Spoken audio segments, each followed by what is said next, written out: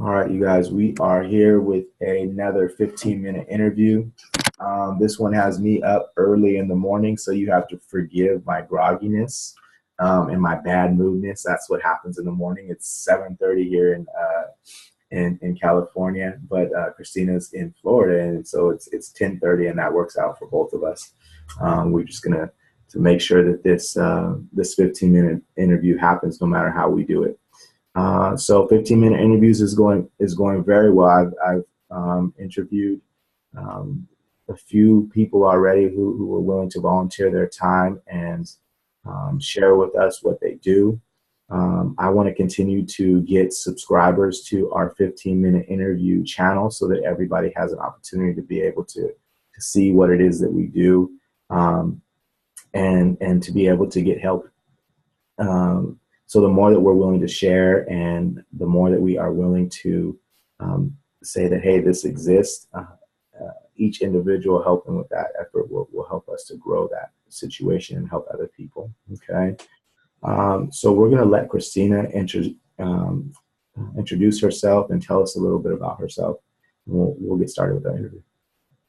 Well, first of all, thank you, Isaac, for pulling this together, and I hope you have your coffee with you.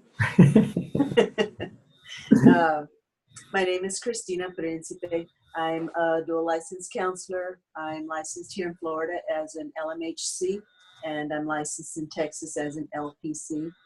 Um, I'm also certified national counselor, NCC, and also a distance credential counselor.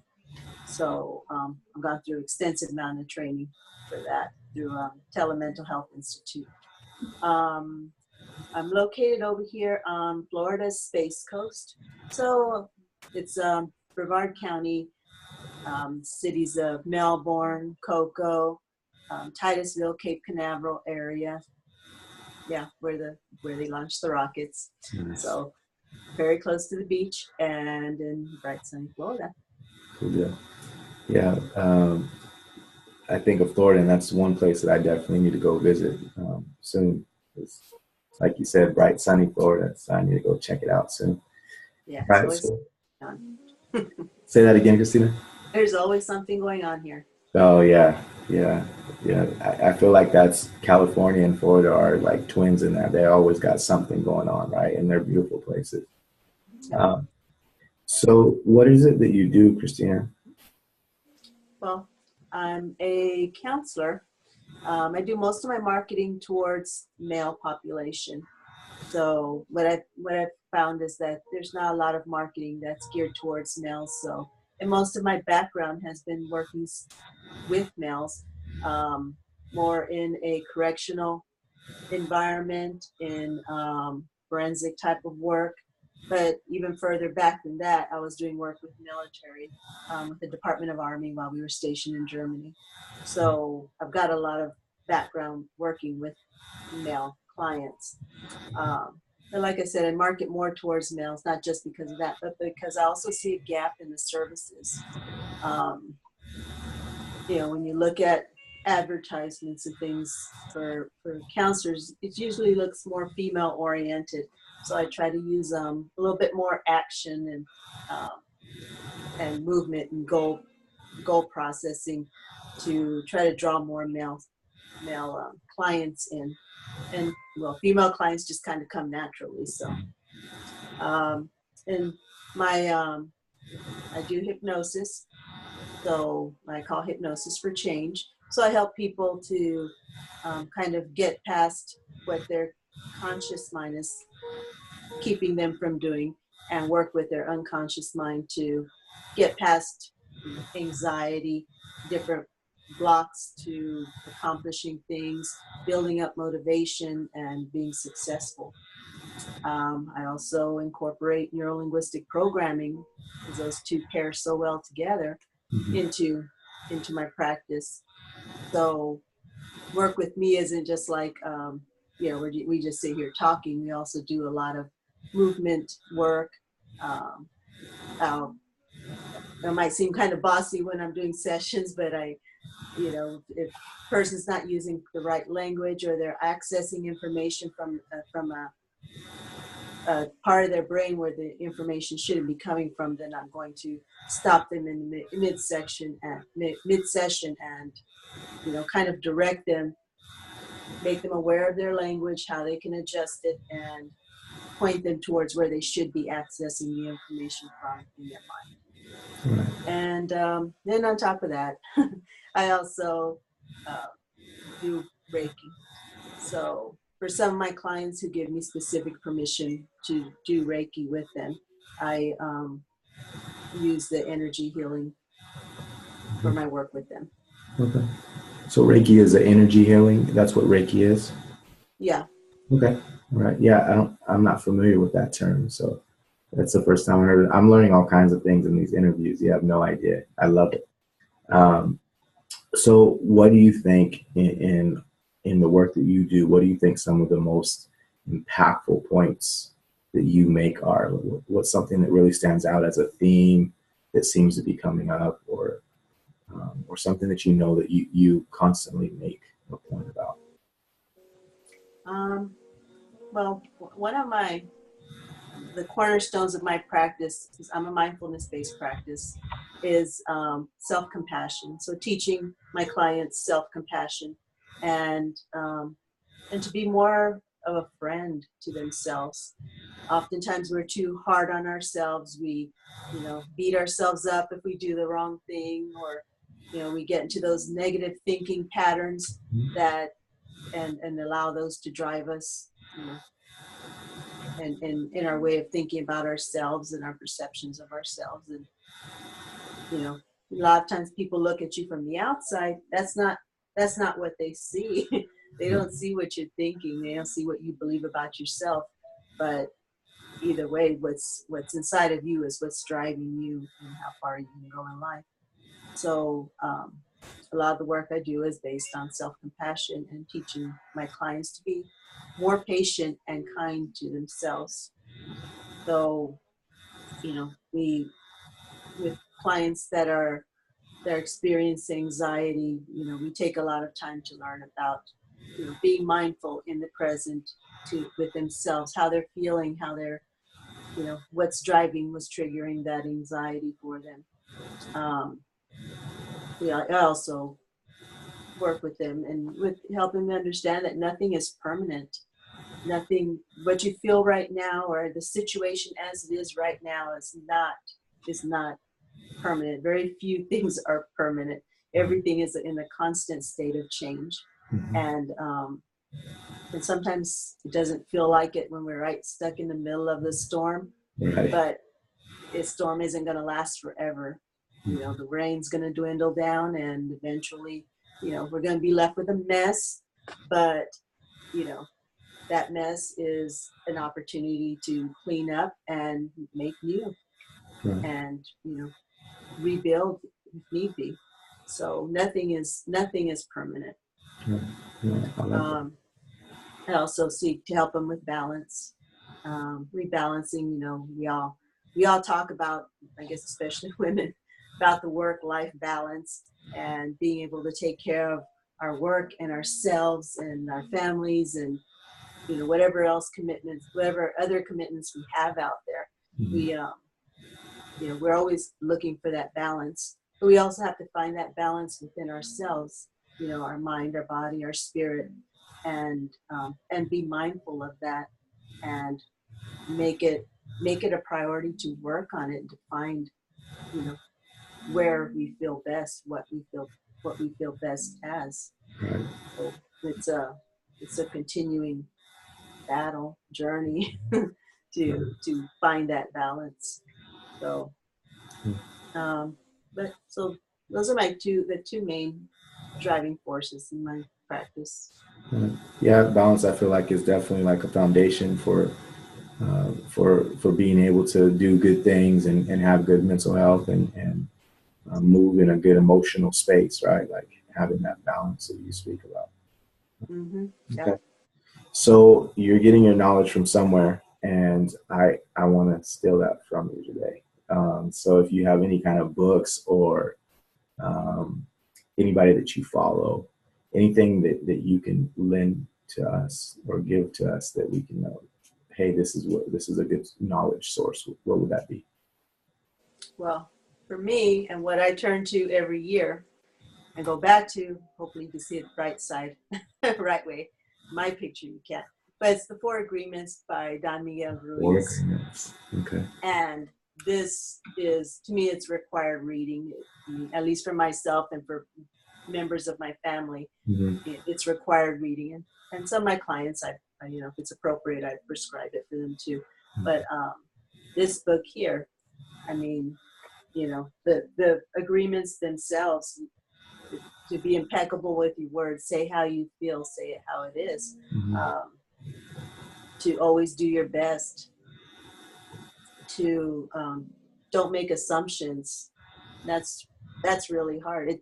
This is practice for years and years. You can't just read the book and boom, you've done it. Yeah. It's a practice. It's a way of living. And when it comes to not making assumptions, a lot of times have clients come in and say, well, so and so is blah blah blah, and I think she's blah blah blah, and it's like, well, did you talk to her about it? Did you ask that? I mean, how do you really know what she's thinking? Right. So, I mean, we can look on the outside and think we know what another person is thinking, feeling, or how they are, but until we actually sit down and make a connection and get to know them and ask those questions, then we're operating on a level plane with the other person. Till then, nothing is sure. Right. So yeah, this book here is something I turn to that we read at least once a year. To me, it's gold. Okay. I've been learning a lot from the different Facebook groups. There's this insurance credentialing group, and I try to stay private pay, but I try to educate myself about the insurance world just in case. But one Facebook group and website I've gotten a lot of information, really good, useful information from, is the Person-Centered Institute, Person-Centered Tech, with Roy Higgins. I think his name is Roy Higgins or Roy Huggins. He puts out a lot of good information about HIPAA, about security, about different electronic platforms and things that we can use so that we as clinicians can be better at our jobs, run better websites, utilize better tools for our practice, and be compliant with what the state, federal, and there's also the other laws. There's that we should be in compliance with, and always keeping in mind our clients' safety of their personal information. Right. So, yeah. You know what? For Facebook, it definitely is. I know there's been a lot of helpful groups for clients too, like that direct different types of experiences that they've had, where they're in Facebook groups that they can link up and pair up to different people and get different sources of help. So there are tons of resources as far as Facebook goes too, right? To be able to get those different pieces of help. Yeah, but just like anything else online, you got to check and make sure it's legit. Very true. Very true. Make sure that what you're getting is what you really need, right? And not just kind of put together, but is accurate. So, but yeah, I completely understand the Facebook groups, and for our clients or people seeking help in with different types of issues, it's like that's like an online support group. It's there and it's at the ready whenever you need. Right. So, yeah, it could at least start something for somebody. Okay. So can you tell us a story or give us a challenge or homework or something that we can take home with us? Well, last month I had the opportunity to attend a training, and it was for it was called a Clinician Awareness Program, and it's basically offered by firefighters here in Florida. And from my understanding, it's also a nationwide push. But firefighters here in Florida have recognized that there's a, a greater need. There has been a need for better mental health care. A lot of times they would go seeking mental health care, and clinicians don't have an understanding of their occupation and of their lifestyle. And for firefighters, the being a firefighter is not like just a noon 12 to 12 job, and they go and stay at the fire station, and then they leave the fire station and they go back home and just do whatever. Being a firefighter is a lifestyle. It's a 24/7 type of a thing. And we look at first responders like police officers, or we look at the military and the PTSD rates there. You know, after I went to that training with the firefighters, I learned that you know if you've been working a 12-hour shift and you've gotten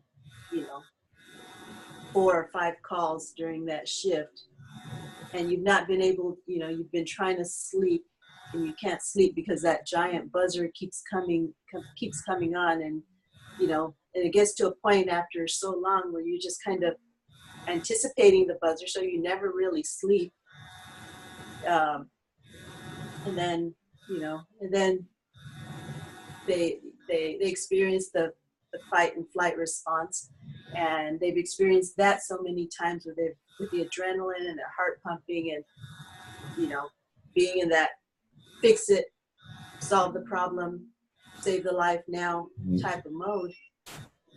And then they go home, and somehow they're sometimes expected to be just like normal. And when you have a heightened fight or flight response, and it's been like that for so long, being back around family, and then just dealing with little problems. I mean, computer network problems, or your child falls and skins their knee or whatever, then when you saw somebody lose an arm, or or a building on fire and you had to pull somebody out of there, it's like that's not anything. So it affects their relationships, it affects their sleep, it affects their home lives, and they carry a lot of feelings about what they've seen and what they've experienced and what they should have done and what they could have done and what they didn't do. And it's different. It's a different population. Right. Yeah. Totally. Yeah. What I also learned is that cancer rates are higher amongst firefighters. It's not necessarily because of the fire, it's because of what happens after the fire, the smoke, the toxins, the debris that's left, all emits chemicals, and that gets into their gear. And they wear that gear, while they're cleaning up and recovering from that fire, and they have higher cancer rates because of their occupation. So it's a different population, and with different needs. And I would encourage any clinicians who have the opportunity to get some training for working with first responders to get that training. Right. That way we can give them the care that they deserve. Right. Okay. Perfect. Yeah. That's really hitting home. And first responders, you mentioned firefighters, but I know across the board, talking about people who go out to it first, whether it's crisis workers in the mental health, or child welfare services, like all of those people who are seeing just so much, right? And so, I appreciate you sharing that. And while you're talking about that, I'm thinking, man, you and I probably need to sit down and have another conversation or interview just about that alone, right? Like that can be a topic for sure that we can delve into. And so, I'll look into setting that up whenever this round of 15-minute interviews is done, because I would love to have that conversation and spend some time. I think it would be helpful to A, the first responders, and then B, people who would be helping first responders. I think it'd be helpful to both of them. Okay. Yep. Well, Christina, I appreciate you being here with us today and spending the time, taking the time out of your day for, just to be able to share a little bit about what you do. Um, for everybody watching, this is 15-minute interviews, and we'll be back every Wednesday and Friday at 6:30. Man, we're going to keep rolling them out. I think that by the end of this week, we'll have like 10 in the bank. So they're definitely coming out for the next 2 or 3 weeks. And yeah, we hope to keep on serving in a good way. Please share the videos and subscribe to our channel, 15-minute interviews. We'll talk soon.